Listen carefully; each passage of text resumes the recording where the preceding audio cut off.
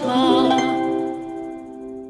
Pada zaman dahulu, di tepi sebuah hutan, hiduplah seorang gadis berambut keemasan. Gadis berambut warna keemasan ini bernama Goldilocks.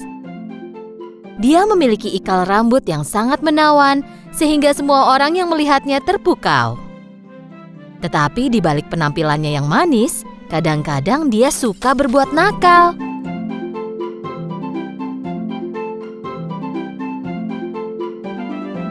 Setiap kali dia pergi bermain di luar, ibunya harus mengingatkan agar dia berlaku baik. Sayang, bermainnya di halaman belakang saja dan jangan pergi ke hutan. Di dalam hutan, di sebuah pondok, hiduplah keluarga beruang. Papa beruang yang berbahu lebar, mama beruang yang berukuran sedang, dan bayi beruang. Mama beruang selalu bangun pagi untuk menyiapkan bubur oatmeal untuk sarapan. Satu pagi, bayi beruang bangun lebih pagi dari biasanya dan ingin memakan buburnya. Tetapi bubur itu terlalu panas. Mama, bisakah kita jalan-jalan di hutan sampai buburnya jadi dingin? Mama, papa, dan bayi beruang meninggalkan bubur mereka di meja dan pergi jalan-jalan. Pada pagi yang sama, Goldilocks bermain di halaman belakang sambil menunggu ibunya menyiapkan sarapan. Tetapi dia sangat bosan bermain di halaman yang sama setiap waktu. Dan dia sangat penasaran tentang bagian hutan terdalam. Memangnya akan ada apa kalau aku cuma jalan-jalan? Dia melihat sekeliling. Setelah yakin tidak ada orang di sekitarnya, Goldilocks mulai berlari ke dalam hutan. Saat lelah, dia berhenti dan melihat sekeliling. Hutan yang indah, ada bunga, pohon. Kenapa aku tak pernah ke sini sebelumnya? Dia mulai berjalan masuk semakin dalam menembus hutan. Sementara itu, saat berjalan-jalan dengan keluarganya, bayi beruang melihat sarang lebah di cabang pohon. Sarang lebahnya besar sekali. Pasti banyak madunya. Papa, bisakah kita makan madu? Tidak, Nak. Madu itu milik lebah. Sarang itu adalah rumah mereka.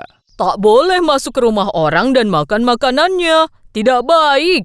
Kalian benar. Kupikir aku harus menunggu sampai kita pulang untuk sarapan. Sementara itu, Goldilocks berjalan sendirian untuk waktu yang lama. Dan dia pun tersesat. Dia mencoba pulang tetapi tidak menemukan jalan yang benar. Dia sangat lelah dan lapar. Dia hampir menangis karena kelelahan. Lalu dia berjalan sedikit lagi. Akhirnya dia tiba di ujung jalan. Dan menemukan rumah keluarga beruang di antara pepohonan. Dia mendekati rumah itu dengan diam-diam. Berjalan mengelilinginya, tetapi dia tak melihat siapapun. Dia mengetuk pintu, tetapi tak ada jawaban. Lalu dia melihat dari jendela. Dia melihat 3 piring yang mengepulkan uap di meja. Dia pergi ke pintu lagi, dan kali ini mengetuk dengan keras. Pintu itu terbuka. Goldilocks girang. Dia melihat ke dalam dan berteriak. Apa ada orang di rumah? Karena tidak ada jawaban, dia pun masuk. Dia mendekati meja. Di atas meja ada 3 mangkuk bubur. 1 berukuran besar, 1 sedang, dan 1 lagi kecil.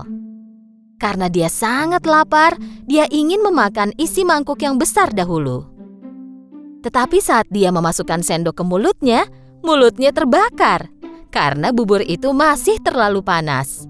Dia segera mendekati mangkuk berukuran sedang, tetapi tidak ingin memakannya karena terlalu dingin. Ini terlalu dingin. Terakhir, dia mengambil bubur dari mangkuk terkecil. Bubur ini tidak dingin dan tidak panas. Ini persis seperti yang kuinginkan. Lalu dia memakan semua bubur yang ada di mangkuk terkecil.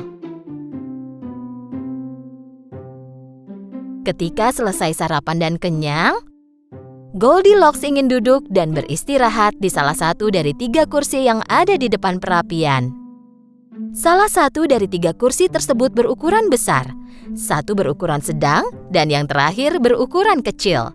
Pertama-tama dia mencoba duduk di kursi yang besar, tetapi tak bisa memanjatnya. Dia mencoba kursi ukuran sedang, tetapi kursi itu sangat keras. Rasanya sangat tidak nyaman. Terakhir, dia duduk di kursi yang terkecil. Kursi ini sangat nyaman dan sesuai dengan ukuran badannya. Tetapi tiba-tiba kursi itu hancur berkeping-keping dengan suara yang nyaring. Goldilocks mendapati dirinya di lantai dan tidak tahu harus berbuat apa. Dia berjalan ke kamar sebelah. Di sana ada 3 tempat tidur. Ukurannya besar, sedang, dan kecil. Pertama-tama dia mencoba tempat tidur yang besar. Yang ini terlalu besar untuknya dan juga terlalu keras. Tempat tidur kedua sedikit lebih besar dari badannya, tetapi juga terlalu empuk. Jadi dia berbaring di tempat tidur ketiga dan terkecil. Tempat tidur ini pas dengan ukuran badannya dan sangat nyaman. Saking nyamannya, Goldilocks pun langsung tertidur. Sementara Goldilocks tidur, keluarga beruang kembali ke rumah. Papa beruang membawa kayu bakar yang dia kumpulkan untuk perapian. Mama beruang membawa buah beri segar, dan bayi beruang tak sabar untuk memakan buburnya.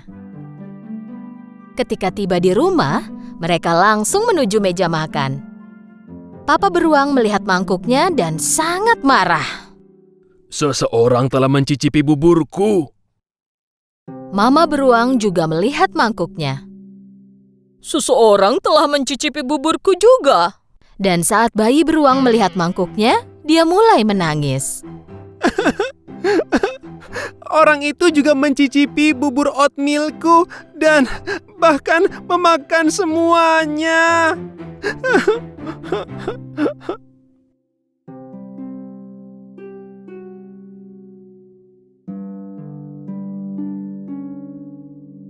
Seseorang telah duduk di kursiku. Lihat, posisinya sekarang berubah. Lalu giliran mama beruang yang mengeluh. Seseorang juga telah duduk di kursiku. Dan sama seperti sebelumnya, bayi beruang mulai menangis lagi.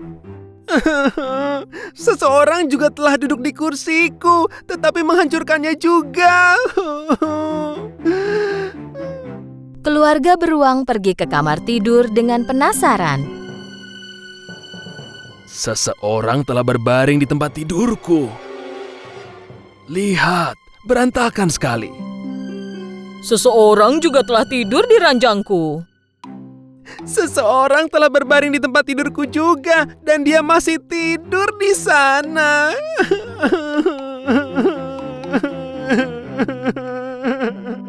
Papa beruang berjalan ke samping tempat tidur bayi beruang dan melihat bahwa seseorang benar-benar tidur di sana.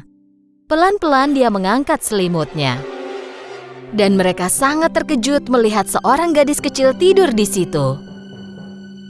Apa yang dilakukan gadis kecil ini di rumah kita? Suruh gadis kecil ini turun dari tempat tidurku sekarang. Terbangun karena tangisan bayi beruang, Goldilocks melihat 3 beruang di hadapannya, dan dia lari keluar dari kamar itu dengan sangat ketakutan. Dia pergi keluar rumah dan mulai berlari tanpa melihat ke belakang. Dia kehabisan napas karena berlari, tetapi dia tidak berhenti. Dia bahkan tidak tahu ke arah mana harus pergi. Tepat pada saat itu dia melihat orang tuanya datang dari hutan. Saat Goldilocks tidak pulang, mereka pergi mencarinya. Goldilocks sangat senang melihat orang tuanya. Dia berlari dan memeluk ibunya. Oh, Ibu. Kami khawatir, kau baik-baik saja? Mulai sekarang aku akan selalu mendengarkan nasihat Ibu. Aku takkan pernah pergi tanpa memberitahumu. Goldilocks memeluk orang tuanya dengan erat. Sejak hari itu, Sesuai janjinya, Goldilocks selalu mendengarkan orang tuanya dan selalu meminta izin dahulu sebelum melakukan sesuatu. Dia selalu bersikap sopan dan baik. Dahulu sekali, di sebuah kota kecil, hiduplah seorang pembuat mainan yang sudah tua bernama Geppetto. Dia menjual mainan kayu buatannya untuk bisa bertahan hidup. Satu-satunya yang disesali pembuat mainan ini ialah karena dia tidak memiliki anak. Suatu hari saat berjalan di hutan, Geppetto menemukan kayu yang tepat untuk mainan barunya. Ini kayu yang kucari. Aku akan membuat boneka yang indah dengan kayu ini. Geppetto memanggul kayu itu dan membawanya ke bengkel kerjanya. Dia menaruh kayu itu di atas meja dan mulai memahat. Tiba-tiba terjadi sesuatu yang tak terduga. Dia mendengar suara dari kayu itu. Ah! Geppetto awalnya kaget, tapi kemudian berpikir bahwa dia salah dengar. Geppetto melanjutkan memahat, tapi kemudian mendengar suara yang sama lagi. Ah! Aku pasti sudah sangat tua. Aku terus saja mendengar suara-suara. Geppetto terus bekerja. Pertama-tama kepala boneka terbentuk, lalu diikuti oleh tangan dan kaki. Geppetto akhirnya menyelesaikan boneka itu. Dia pun duduk di kursi dan mulai beres-beres. Di saat itulah dia mendengar suara lain. Halo? Geppetto melihat sekeliling dan terkejut, tapi dia tak melihat siapapun kecuali boneka kayunya. Jadi dia melanjutkan pekerjaannya. Setelah beberapa lama, boneka kayu itu melompat dari kursi dan mulai menari di ruangan itu. Melihat hal ini, Geppetto berjuang agar tidak pingsan. Ya ampun, boneka kayu ini hidup. Tentu saja itu bukan anak sungguhan, tapi boneka itu tertawa, berbicara, dan bermain seperti seorang anak. Geppetto memegang boneka itu di tangannya. Mulai sekarang, namamu adalah Pinocchio, nak. Geppetto dan Pinocchio memulai masa-masa bahagia mereka bersama. Tiba waktunya bagi Pinocchio untuk bersekolah. Tapi Geppetto tidak punya uang untuk membelikan peralatan sekolah untuk Pinocchio. Oleh karena itu, dia menjual mantelnya dan memberi uang itu kepada Pinocchio. Pinocchio membawa uang itu dan pergi ke sekolah dengan senang hati. Melihat-lihat semua toko, orang, dan pasar di sepanjang jalan. Tiba-tiba, dia melihat kerumunan orang di depan. Untuk mencari tahu apa yang terjadi, dia menuju kerumunan itu. Karena sangat pendek, dia sulit melewati orang-orang untuk bisa ada di depan. Yang dia lihat adalah tenda warna-warni. Itu adalah tenda sirkus. Badut di depan tenda sedang memanggil-manggil pelanggan. Pinocchio penasaran ingin melihat ada apa di dalam tenda itu, tapi badut itu menghentikannya. Kau tak boleh masuk kecuali kau membayar. Pinocchio berpikir sebentar dan ingat akan uang yang diberikan Geppetto untuk sekolahnya. Aku punya uang. Pinocchio mengeluarkan uang dari sakunya dan memberikan kepada badut itu. Di dalam tenda itu sangat menyenangkan. Dia melihat boneka kayu dimainkan di panggung di tengah tenda. Hei, mereka juga terbuat dari kayu. Dengan melompat ke panggung, Pinocchio mulai menari bersama boneka-boneka itu. Tetapi penonton pertunjukan itu marah kepadanya. Turun dari panggung. Pemilik sirkus yang berada di atas panggung sambil memegang tali boneka sangat senang melihat boneka yang hidup. Sebuah boneka tanpa tali akan menghasilkan uang banyak untukku. Pikirnya. Dan setelah pertunjukannya selesai, dia menangkap Pinocchio dan mengurungnya di sangkar. Pinocchio sangat sedih karena dia tidak mematuhi perintah Geppetto untuk langsung pergi ke sekolah. jadi dia mulai menangis.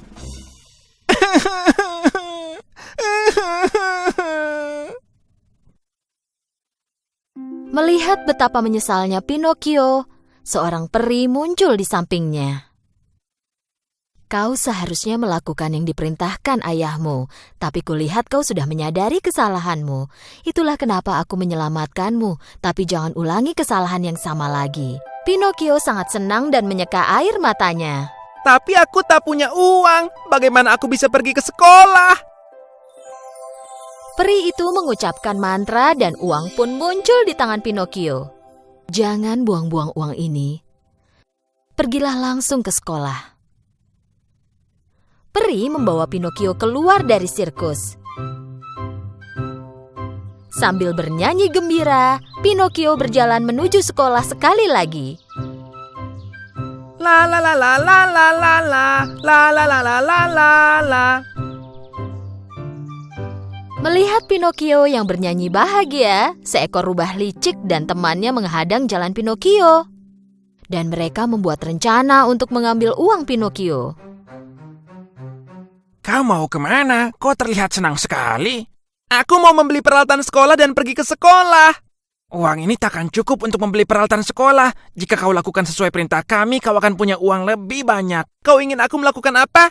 Berikan uangmu dan kami akan menanamnya di lapangan ajaib dan kau akan memiliki pohon uang. Kau bisa pergi dan memetik uangnya kapanpun kau membutuhkan. Pinocchio yang lugu percaya pada semua ucapan rubah itu dan menyerahkan semua uangnya. Sambil membawa lari uang itu, rubah dan kucing pun segera pergi. Karena ditinggal sendirian, peri muncul lagi di samping Pinocchio. Kenapa kau masih belum sampai sekolah? Apa kau sudah dapatkan peralatan tulis dengan uang yang kuberikan? Sebenarnya peri tahu bahwa Pinocchio memberikan uangnya ke rubah. Peri memperingatkan Pinocchio, jangan berbohong padaku atau aku akan menghukummu. Pinocchio tidak mendengarkan peri dan tetap berbohong. Aku beli peralatan sekolahnya tapi ketinggalan. Segera setelah Pinocchio selesai berbicara, hidungnya mulai memanjang. Apa kau mengatakan yang sejujurnya? Ketika mengatakan kebohongan lainnya, hidung Pinocchio terus memanjang dan memanjang. Pada akhirnya, dia bahkan tak bisa menggerakkan kepalanya. Tapi kenapa? Apa yang terjadi? Akhirnya Pinocchio menyadari kesalahannya dan memberitahu peri semua yang dia alami. Melihat Pinocchio telah berbuat yang benar, peri mengembalikan hidungnya menjadi normal. Aku mengampunimu karena kau mengatakan yang sebenarnya. Dengan mantra lain, peri mengembalikan uang yang diambil oleh rubah. Dan sekali lagi memperingatkan Pinocchio untuk tidak membuang uangnya lagi. Dengan memegang uang di tangannya sambil bernyanyi, Pinocchio mulai berjalan lagi. Tapi kali ini, dia menghadapi jenis bahaya lain. Pemilik sirkus yang pernah menangkapnya dahulu berdiri di hadapan Pinocchio. Karena berhasil melarikan diri, pemilik sirkus sangat dendam pada Pinocchio. Dia ingin menghukum Pinocchio. Dia menangkap Pinocchio dan melemparkannya ke laut. Saat Pinocchio terjatuh ke laut, dia tidak tenggelam. Dia mengambang di air karena dia terbuat dari kayu. Pinocchio sangat suka mengambang dan mulai berenang dengan menggerakkan tangan dan kakinya. Dan sesuatu terjadi ketika dia berenang ke tepi. Hei, apa yang terjadi? Di mana aku? Pinocchio tiba-tiba menemukan dirinya ada di tempat gelap. Dia melihat sekeliling tapi tidak bisa melihat jalan keluar. Sebenarnya, Pinocchio ditelan oleh ikan raksasa dan kini berada di dalam perut ikan itu. Sementara itu, Geppetto mengkhawatirkan Pinocchio dan pergi mencarinya. Pinocchio! Pinocchio! Akhirnya, Geppetto telah mencapai tepi pantai tempat Pinocchio dilemparkan ke laut. Dia bertanya pada nelayan apakah mereka pernah melihat putranya. Salah seorang nelayan ingat anak laki-laki yang dicari Geppetto dan bilang bahwa anak itu terjatuh ke laut. Geppetto meminta bantuan nelayan itu. Karena nelayan itu tahu bahwa Geppetto adalah orang baik, dia lalu menolongnya. Dan dia memberikan perahu kecil kepada Geppetto untuk menyelamatkan Pinocchio. Geppetto naik ke perahu dan berlayar ke lautan. Setelah beberapa saat, tiba-tiba badai besar mulai terjadi. Perahu kecil itu tak bisa lagi menahan ombak besar sehingga hancur. Dan Geppetto mendapati dirinya berada di tengah laut. Geppetto sudah tua dan tidak tahu cara berenang, jadi dia mulai tenggelam jauh ke dalam laut. Tepat saat itu, ikan raksasa yang telah menelan Pinocchio juga menelan Geppetto. Geppetto meluncur ke dalam kerongkongan ikan itu dan menuju ke perut ikan. Dan Geppetto mendengar suara anak kecil menangis.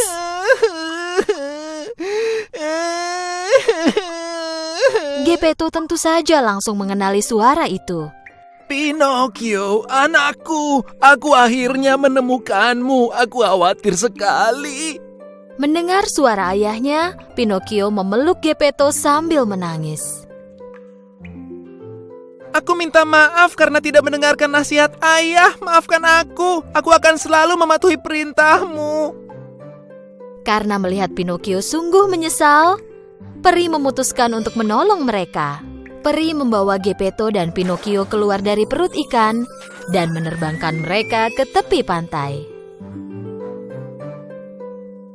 Sejak saat itu, Pinocchio menjadi anak laki-laki yang sangat pintar dan selalu menuruti nasihat ayahnya. Dia pergi ke sekolah setiap hari dan pulang sekolah dia langsung membantu ayahnya bekerja di bengkel.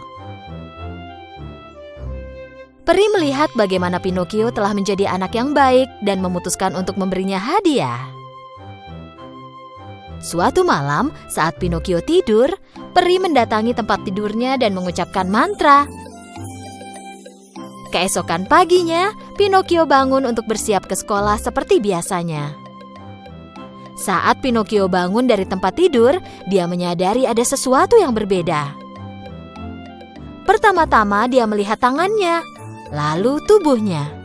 Dia terkejut. Dia tidak terbuat dari kayu lagi.